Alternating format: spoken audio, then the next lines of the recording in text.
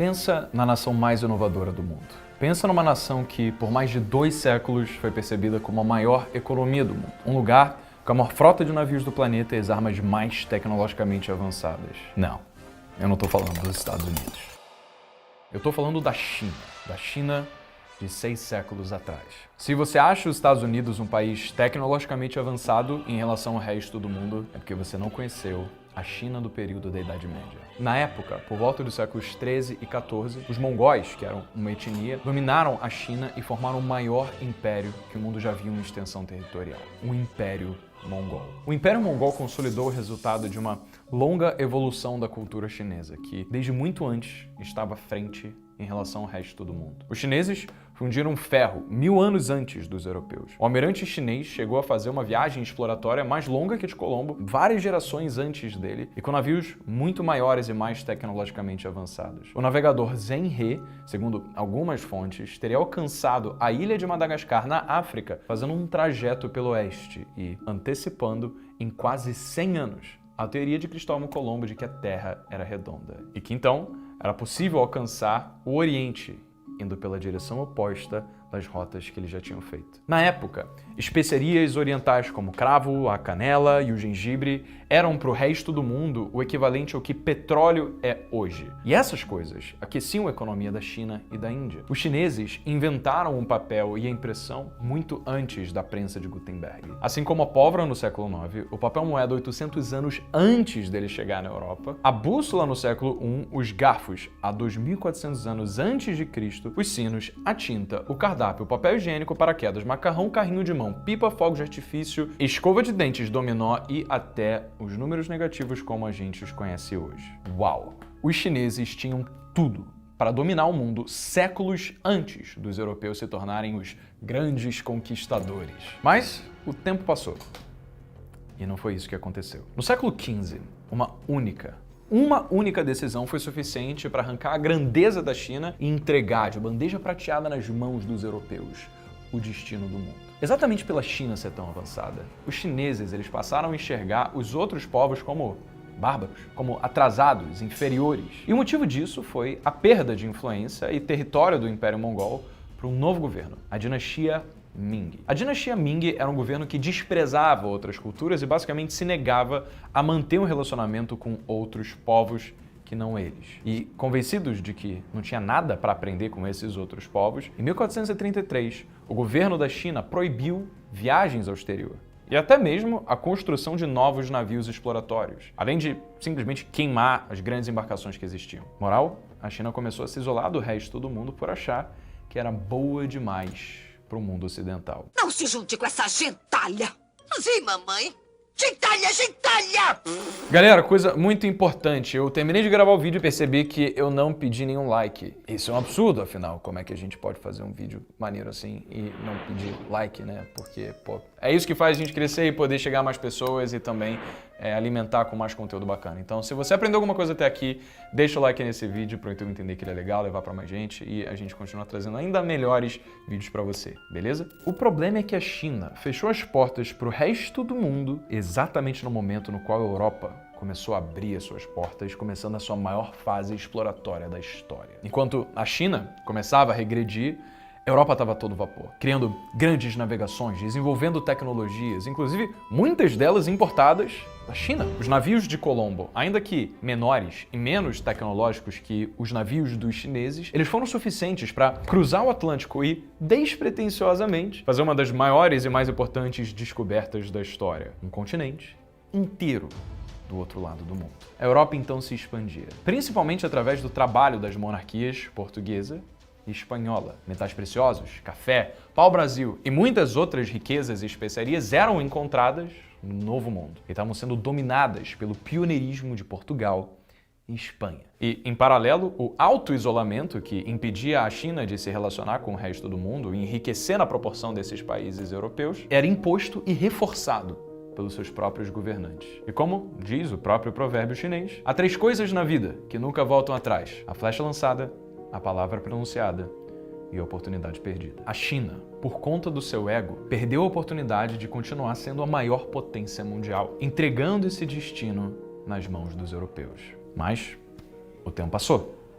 E o poder de mãos mudou, mais uma vez. Em 1583, surge o maior império do mundo em terras descontínuas. São aquelas que não são juntas de um mesmo território, que foi o Império Britânico. No seu auge, o Império Britânico foi o maior da história, a maior potência mundial por mais de um século. Inclusive, era dito que não havia pôr do sol no Império Britânico, porque a extensão territorial desse império era tão grande que garantia que o sol sempre estivesse brilhando em pelo menos um desses lugares. Então, depois da hegemonia causada pela exploração de Portugal e Espanha no Novo Mundo, foi a vez do Império Britânico deixar sua marca na história. Porque a riqueza encontrada na América, que foi descoberta por Portugal e Espanha, isso despertou o interesse da Inglaterra, da França e da Holanda, que se aventuraram a também explorar esse novo mundo e a estabelecer suas próprias redes de comércio na América e na Ásia. E aí guerras por território entre a Inglaterra contra a França e a Holanda tornaram a Inglaterra a potência colonial dominante na América do Norte. A indústria começou a se desenvolver como nunca, principalmente após a invenção da máquina a vapor. Sim, a gente está falando da primeira revolução industrial, responsável por dar o pontapé na produção em escala de bens de consumo e aumentar o poder da iniciativa privada. Enquanto Portugal e a Espanha foram pioneiros na exploração do Novo Mundo, a Inglaterra revolucionou o processo de produção e acabou levando vantagens frente ao pioneirismo exploratório da Espanha e de Portugal. E toda essa vantagem foi levada para um outro território inglês, que mais tarde ficaria conhecido como a mais nova potência mundial, os Estados Unidos da América. Agora sim, pensa numa nação que, por mais de 2 séculos, foi percebida como a maior economia do mundo, um lugar com a maior frota de navios do mundo e as armas mais tecnologicamente avançadas. Dessa vez, eu tô falando dos Estados Unidos. Os Estados Unidos de uns anos atrás. Para você ter uma ideia do quão grotesca foi a velocidade de crescimento dos Estados Unidos enquanto nação, pensa no seguinte. Pouco mais cedo no vídeo eu falei do quanto que a China era avançada em relação ao resto do mundo, né? Mas aí veio essa dinastia chamada de dinastia Ming e isolou a China do resto do mundo, atrasando a China alguns séculos em progresso. Mas ainda assim é de se esperar que um país tão novo como os Estados Unidos demorasse a alcançar a marca de uma nação milenar como a China. Mas o que aconteceu foi que, em 1960, enquanto a China tinha um PIB de 59 bilhões de dólares, os Estados Unidos, esse novo país, já tinha ultrapassado os 540 bilhões de dólares. Qual foi o segredo da ascensão dos Estados Unidos? O que levou esse país tão rapidamente a se tornar a nova potência mundial? E mais importante, por que isso parece estar chegando ao fim? Para entender isso, vamos voltar para a primeira metade do século XIX. Há hoje na Terra 2 grandes povos que, partindo de pontos diferentes, parecem avançar ao mesmo objetivo: os russos e os americanos. Essa frase foi dita por um francês chamado Alexis de Tocqueville, após sua viagem ao até então recém-nascido Estados Unidos da América na primeira metade do século XIX. E aí, depois dessa viagem, o Tocqueville ficou super impressionado com a liberdade econômica e toda a política de vivência da América, que crescia a partir dessa visão de mundo completamente oposta à de uma outra grande nação da época, o Império Russo. E aí, como você pode ver, nessa época, no começo do século XIX, então existia Estados Unidos e Rússia, mas e aquela outra grande nação que queria e buscava ser ignorada, a China. Nessa época, ela já estava em outra dinastia, posterior à dinastia Ming, que era a dinastia Qing. Mas, em relação a ideais, não mudou muita coisa. Ainda as ideias eram isolacionistas, o que afastava a China do seu real potencial. Segundo o próprio Tocqueville, todas as nações já tinham encontrado os seus limites de crescimento, exceto os Estados Unidos e o Império Russo. Ou seja, a China parecia estar completamente fora do mapa dessas grandes potências da época. O Império Russo, ele tinha a terceira maior população da época, atrás da China e da Índia só. Mas se por um lado o Império Russo crescia a partir da expansão territorial e da conquista de novos povos através de força, os Estados Unidos estava conquistando o respeito do mundo, com base na liberdade do indivíduo para que esse agisse a favor dos seus próprios interesses. E aí ia ser essa cultura de autorresponsabilidade e liberdade individual a responsável por colocar nas mãos dos Estados Unidos o destino da grande potência mundial. E assim, a visão de Tocqueville se concretizou. Os Estados Unidos da América conquistou o controle sobre o destino da metade do mundo, em suas próprias palavras. Através do sistema democrático e do capitalismo norte-americano, os pobres, teoricamente, poderiam ficar ricos e os ricos poderiam voltar a ser pobres, o que Tocqueville chamou de igualdade de condições, consequência produzida pelo capitalismo. Assim, então, o American Dream, que dizia, nas palavras do próprio criador do conceito, James Truslow, que a vida deveria ser melhor, mais rica e mais completa para todos, com oportunidades para todos, baseada em suas habilidades ou conquistas, independentemente de sua classe social ou circunstâncias do nascimento. Depois da Segunda Guerra Mundial, o Império Britânico, que, apesar de ter sido vitorioso, ele já não era o mesmo império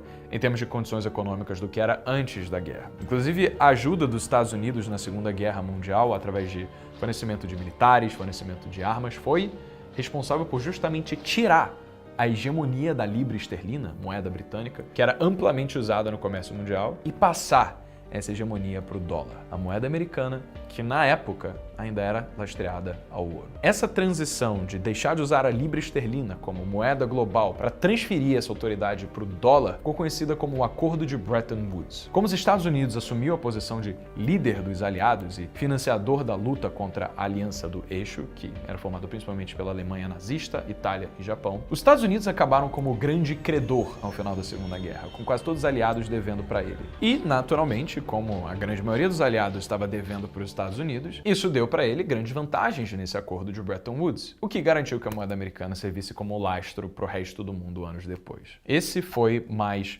um grande passo em direção à ascensão americana. O sonho americano virou a marca dos Estados Unidos, aparecendo mais tarde em livros, em filmes, em músicas e espalhando a cultura americana pelo planeta. Então, os Estados Unidos se transformaram no polo da inovação mundial, exportando soluções tecnológicas para o resto do mundo desde o início do século XX, no berço tecnológico mundial conhecido como Silicon Valley, o Vale do Silício. Além disso, ele influencia o resto do mundo com as suas músicas, com os seus filmes, desde 1912 com Hollywood, além de, claro, ter se tornado o centro financeiro do mundo através de Wall Street. Em 1998, o PIB dos Estados Unidos já alcançava 9 trilhões de dólares.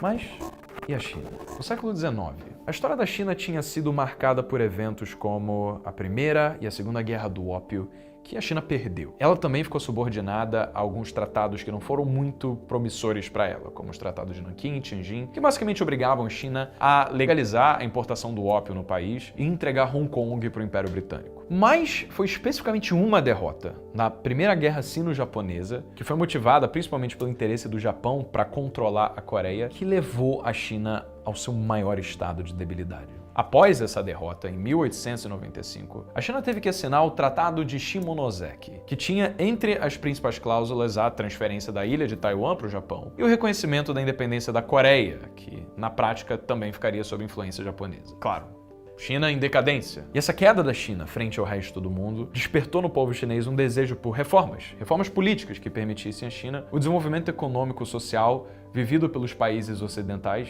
e pelo Japão, que já era na época um estado moderno e uma das maiores potências do mundo. Com todo esse cenário de fragilidade na China, em 1894, um nome começou a ser falado cada vez com mais força pelos chineses: Sun Yat-sen. Sun tinha fundado em 1894 a Sociedade para a Regeneração da China, com o objetivo de derrubar a dinastia Qing do poder e estabelecer uma república democrática no país. Ele foi exilado no Japão, no Canadá, na Europa, nos Estados Unidos, após tentativas constantes de derrubar os Qing. Sun Yat-sen ficou conhecido como um líder revolucionário chinês na Europa e no mundo. Os seus ideais republicanos cresceram na China, mesmo isolado, até que em outubro de 1911, enquanto ele estava exilado em Denver, nos Estados Unidos, teve o Levante de Wuchang, que foi uma revolta que provocou por fim a queda da dinastia Qing e o estabelecimento da República da China, onde Sun, ao retornar de Denver para a China, foi posto como presidente provisório. Mas não se engana, o pesadelo chinês estava só começando. A República da China foi marcada por tentativas de retomada da dinastia Qing, além de várias fragmentações do país em zonas governadas pelos senhores da guerra, que basicamente eram chefes militares que exerciam efetivamente poder sobre essas zonas, controlando a administração e arrecadação de impostos. Até 1949, a China foi marcada por grandes derrotas em diversas guerras, como a Rebelião de Taiping, a Guerra Sino-Francesa, a invasão britânica do Tibete, além das guerras do ópio que obrigaram a China a se submeter a diversos diversos tratados desvantajosos com o mundo ocidental e com o Japão, no período que ficou conhecido como Século da Humilhação. Em paralelo a isso, surgiam, em algumas zonas rurais da China, movimentos comunistas, o qual um se destacava da província de Soviet de Jiangxi, onde um pequeno sistema comunista tinha sido criado por um cara, que seria responsável por um dos maiores desastres econômicos e sociais da história da China. Esse é Mao Tse-tung. Em 1949, Mao Tse-tung, após a sua vitória numa intensa guerra civil contra a República da China, proclamou a República Popular da China, um governo inspirado no socialismo da União das Repúblicas Socialistas Soviéticas. E no final de seu governo, o povo chinês percebeu então ter dado, ironicamente, um grande salto para trás com Mao Tse-tung, o que resultou na grande fome chinesa que matou mais de 30 milhões de pessoas em só 4 anos. O motivo pelo qual o governo de Mao Tse-tung foi tão catastrófico foi que ele tentou implementar um regime de economia planificada. Basicamente, um socialismo, em que o Estado é detentor e controlador de tudo que é oferecido economicamente para a sociedade, o que naturalmente resulta em escassez de produtos para a população, miséria, falta de competitividade, falta de produtividade e crise econômica. O fim da era maoísta foi marcado pela morte de Mao Tse-tung, o que abriu espaço na estrutura de poder da política chinesa, que provocou mais um período de vai e vem no poder entre diversos políticos que representavam diversos interesses. Uma pessoa se destacou, e foi assim a consolidação de Deng Xiaoping no poder. Deng era o completo oposto de Mao Tse-tung. Ele ia conduzir a China para um novo rumo, abrindo a economia da China para o resto do mundo. A China de Deng Xiaoping foi caracterizada por privatizações, pelo desenvolvimento das chamadas Zonas Econômicas Especiais, ou ZEEs, que foram províncias chinesas escolhidas para serem a sede da industrialização e do comércio internacional na China. E aí a China começou a receber investimentos de capital estrangeiro, ofereceu às empresas estrangeiras a mão de obra barata e abundante para que elas possam produzir e exportar para o mundo e ofereceu isenção fiscal para essas empresas e adotou modelo de economia de mercado. Mas isso não significa que o socialismo de Mao Tse-tung deixou de existir. Basicamente, essas províncias se tornaram pequenos polos capitalistas, como testes, que eram subordinados a um polo socialista maior, a República Popular da China. Mas esses foram testes que deram certo. Essas zonas viram um crescimento econômico sem precedentes na história da China. A primeira delas, na província de Shenzhen, viu um aumento de 24.569% entre 1980 e 2016. Ela foi uma espécie de MVP de Deng Xiaoping para ver se o modelo funcionava. E foi o suficiente para que a República Popular da China validasse o modelo e começasse a replicar mais essas ZEEs em torno do país inteiro. Em 2005, a China estava criando bairros do tamanho de Roma como essas zonas, isso a cada 2 semanas. Em 2013, a China chegou ao nível de gastar mais cimento em 3 anos na construção de cidades e indústrias do que os Estados Unidos gastou em todo o século XX. Essas iniciativas chinesas promoveram um grande crescimento econômico no país. Só na década de 1980, a China quase dobrou seu PIB, passando de 191 bilhões de dólares para 360 bilhões. No final de 1990, é aberta a Bolsa de Valores de Xangai, que veio se tornar a maior bolsa de valores da Ásia e um dos maiores centros financeiros do mundo. A mão de obra barata, os incentivos fiscais, o baixo preço dos aluguéis e o amplo mercado de consumo chinês, que é hospedado pela maior população do mundo, começaram a atrair grandes investimentos para toda a China, que viu seu PIB alcançar $1 trilhão em 1998 e saltar para 13 trilhões de dólares em 2018. A China, a cada ano, se tornou cada vez mais perto de alcançar a posição da maior economia do mundo. Nos tempos atuais, parece que os Estados Unidos está despertando do seu American Dream e dando de cara com o que pode ser o maior pesadelo americano, o Chinese Dream. Sim, essa é uma versão made in China do American Dream. É real, ela existe. Segundo as palavras do atual líder supremo chinês, que é o Xi Jinping, devemos fazer esforços persistentes, avançar com vontade indomável, continuar a impulsionar a grande causa do socialismo com características chinesas e lutar para alcançar o Chinese Dream, o sonho chinês de grande rejuvenescimento da nação chinesa. Tem 2 conceitos nesse discurso que estão no centro da ascensão chinesa para se tornar a grande próxima potência mundial. Esse tal de Chinese Dream e esse tal de socialismo com características chinesas, que é aquela espécie de capitalismo patrocinado pelo Estado, em que o Estado escolhe quais são as áreas que vão se desenvolver pela construção de zonas econômicas especiais. Enquanto o sonho americano fala de igualdade de oportunidades e liberdade do indivíduo, o Chinese Dream, o sonho chinês, ele prega o rejuvenescimento da grandeza da China, a retomada da era das suas dinastias, com o seu domínio sobre o resto do mundo como uma superpotência global. Essa empreitada chinesa tem ainda uma grande carta na manga chamada de One Belt, One Road, que é basicamente um upgrade da antiga Rota da Seda, o Silk Road, que é a maior rede comercial do mundo antigo, responsável pelo desenvolvimento de grandes civilizações como o Egito Antigo, a Índia, Roma e até a própria China. Mas qual que é o objetivo dessa One Belt, One Road? É basicamente investir em 70 países e organizações internacionais, visando criar conexões comerciais favoráveis a todos os participantes e, claro, aumentar o poder de influência da China sobre todos eles. Essa iniciativa chinesa deve aumentar o PIB mundial em 7,1 trilhões de dólares por ano até 2040, à medida que esses investimentos melhoram o fluxo comercial,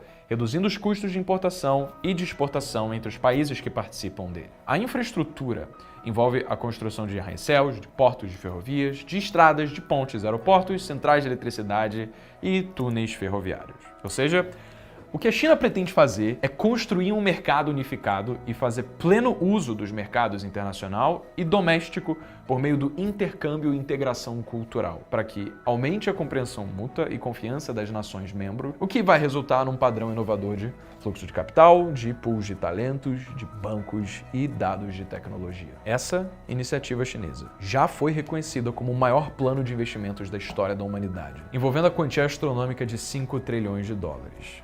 Para leigos, isso é 3 vezes o PIB do Brasil. Enquanto isso, após o astronômico crescimento dos Estados Unidos no decorrer do século XX e no início do século XXI, muito se fala atualmente no surgimento de uma crise econômica norte-americana. E aí, comparando os indicadores de crescimento do PIB com os dados do Banco Mundial, a média de crescimento econômico da China na segunda década do século XXI, a China teve um crescimento médio de 6,8% ao ano, enquanto os Estados Unidos só de 1,6% ao ano. E aí, segundo projeções do Fundo Monetário Internacional, o FMI, até 2026, a China vai ter um crescimento médio do PIB de 5,2% ao ano, enquanto o crescimento médio dos Estados Unidos deve alcançar 1,9% ao ano. Mas, com essa pandemia, essa diferença parece ter aumentado ainda mais, de 5,2% ao ano da China para 5,7% ao ano de crescimento médio anual. Por quê, Breno? Como assim a pandemia aumentou o crescimento da China? Ainda que a China tenha sido o primeiro país atingido pela Covid-19, os estudos do Center for Business and Economics Research indicam que as ações da China contra o vírus permitiram evitar uma grande paralisação da economia, o que reduziu repetições de lockdown e fez da China a única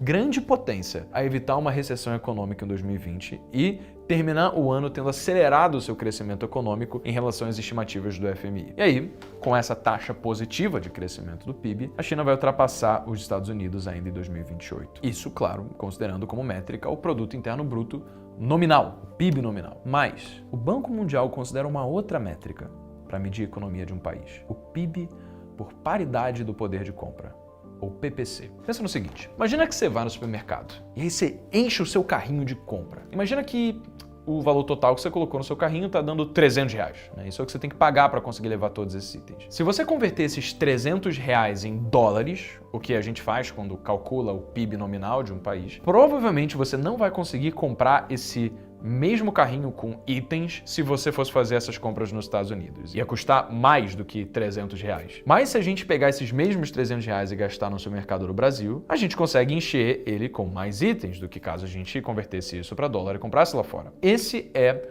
o PIB por paridade do poder de compra. De acordo com o PIB por paridade do poder de compra, a China já é a maior economia do mundo, porque o seu PIB compra mais dentro da China do que os Estados Unidos compram no próprio país. O fato é que enquanto os Estados Unidos estão enfrentando a maior inflação dos seus últimos 41 anos, a China tem vivido um longo e consistente período de crescimento econômico e está focada em retomar essa posição, esse lugar que já foi dela em tempos e tempos atrás. Mas até onde a China pode ir? Hoje a população chinesa representa cerca de 1/5 da população mundial. E só por comparação, isso supera, juntas, as populações de toda a América, Norte e do Sul, da Austrália, da Nova Zelândia, da Escandinávia e Europa Ocidental somadas. O PIB da China representa cerca de 18,2% do PIB mundial. Sozinha, a China exporta 41% de todos os computadores do mundo, 34% de todos os ar-condicionados e 70% de todos os celulares. A velocidade do crescimento econômico da China supera o dos Estados Unidos em praticamente todas as métricas. Então,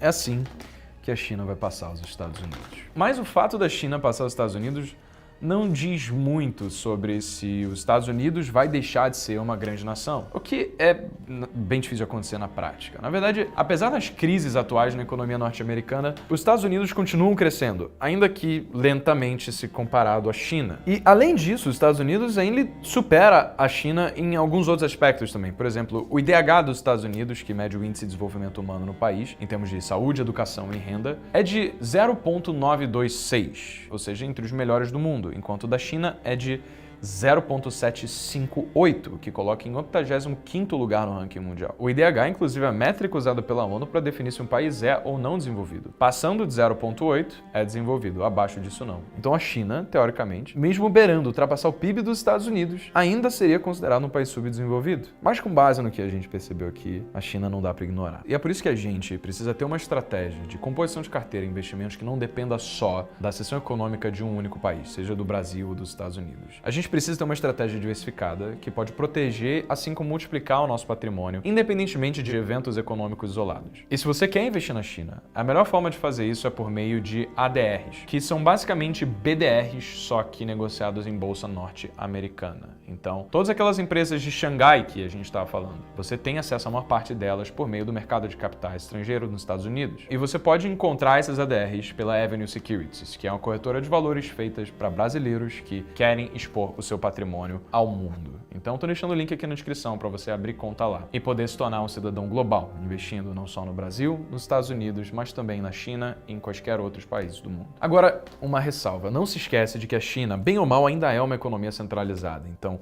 o Estado ele tem poder para intervir, abrir e fechar qualquer empresa que ele queira e simplesmente arrancar o dinheiro do seu bolso. Isso aconteceu bem recentemente, inclusive no ano passado, quando a China proibiu que empresas de educação dessem lucro. E aí, bilionários viram as suas fortunas irem a zero. Então, diversificação sempre. Inclusive, caso você tenha dúvida em diversificação, eu deixei um aulão completo e gratuito com o que você precisa saber para investir e diversificar sua carteira, também no link aqui embaixo na descrição, montando uma composição de carteira que eu passei a chamar de Pentágono de Ouro. Eu vou te falar exatamente o que é a estratégia aqui embaixo. Aí me diz aí você, com esse investimento da China em mais de 70 países para aumentar sua influência, gastando tipo 5 trilhões de dólares, a gente vai ver isso com bons olhos ou com maus olhos? O que você acha? Será que a China vai ganhar o controle do mundo? Deixa o like nesse vídeo, se inscreve no canal, ativa as notificações para que você possa receber os próximos conteúdos. E sem mais, meu nome é Breno Perrucho, beijão pra você e seus jovens negócios.